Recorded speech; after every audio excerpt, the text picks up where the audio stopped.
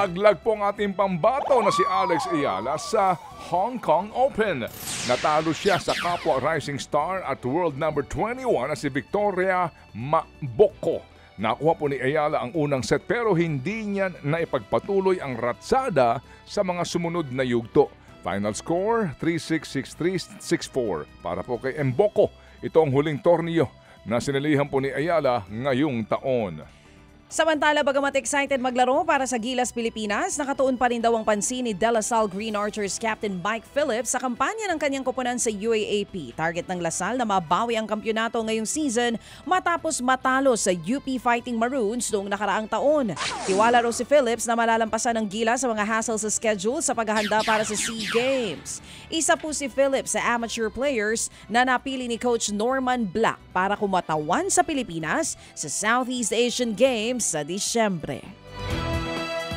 Tatlong laro naman ang nakakasa sa PVL Reinforced Conference mamaya. Tatangkain pong makuha ng Signal Super Spikers ang ikatlong sunod na panalo kontra sa Capital One Solar Spikers mamayang 1:30 p.m. Sunod po ang harapan ng Farm Fresh Foxes at Choco Mucho Flying Titans mamayang 4:30 p.m.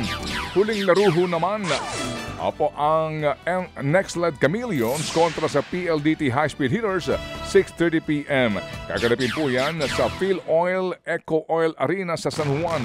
Pero ito'y mapapanood din po ng live sa One Sports, One Sports Plus at sa Pilipinas Live App. Samantala, nadagdagan na naman ang medalya ng Pilipinas sa Asian Youth Games sa Bahrain. Nasilat ni James Ray Ajido ang silver medal sa boys 100-meter butterfly event ng swimming. Nagtala ng 55.11 seconds ang 16 anyos na swimmer para sa pilak.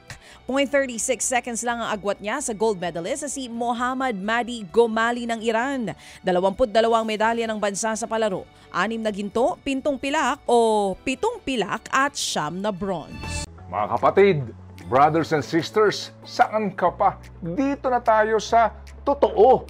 Dito na tayo sa True FM. Mga kapatid, mag-subscribe and follow po kayo sa social media accounts ng True Network PH. Yan po kami, hanapin nyo lang True Network PH, Facebook, Instagram, YouTube, TikTok, and podcast. Mapa Apple or Spotify man yan, mahahanap nyo kami. Lahat ng mga napapanood at napapakinggan nyo po sa programa, nasa social media accounts namin yan. So paano mga kapatid? See you sa social media!